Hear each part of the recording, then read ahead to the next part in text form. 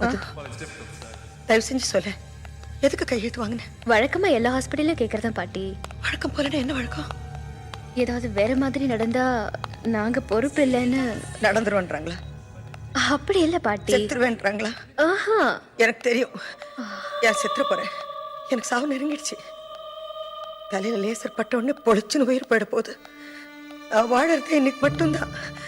இதுதான் என் வாழ்க்கையில கடைசி நாள். ஐயோ பாட்டி ப்ளீஸ். எனக்கு தெரியும். இந்த இடத்து பாரு, பளிச்சுன்னு வெள்ளையா கல்லற மாதிரி இல்ல? இந்த மருந்து நெடி, இந்த டாக்டர்ஸ், பிபி சத்தம், இந்த செலினு, இந்த பேண்டேஜ், காட்டன், இதோட நான் சாக விரும்பல. என்னை இங்கேருந்து எங்கேயாவது கூட்டிட்டு போய், எங்கேயாவது சினிமா, டிராமா, கடத்தெரு, கடற்கரைன்னு கூட்டிட்டு போ.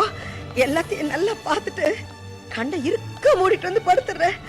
அதுக்கப்புறம் இவங்க எல்லாம் என்ன பண்ணாலும் பரவாயில்ல, என்ன பண்ணாலும் பரவாயில்ல. மது, வாழும்போது மாத்திரம் சந்தோஷமா வாழ்ந்த போதாது, சாவும் போது கூட சந்தோஷமா செத்துடணும். எனக்கு இங்க இருக்க பிடிக்கல, என்ன வெளியில கொண்டு போயிடு மது. இங்க ரொம்ப ஸ்ட்ரிக்ட் பாட்டி. எப்படி கூட்டிட்டு போக முடியும்? எப்படியாவது ஏதாவது செய். ரஜதி, நீ மாட்டேன்னு சொல்லிட்ட. ஆபரேஷனுக்கு முன்னாடி நான் வெறுப்புல செத்து போயிடுவேன், செத்து போயிடுவேன். ஐயோ பாட்டி சும்மா இரு. நான் ஏற்பாடு பண்றேன்.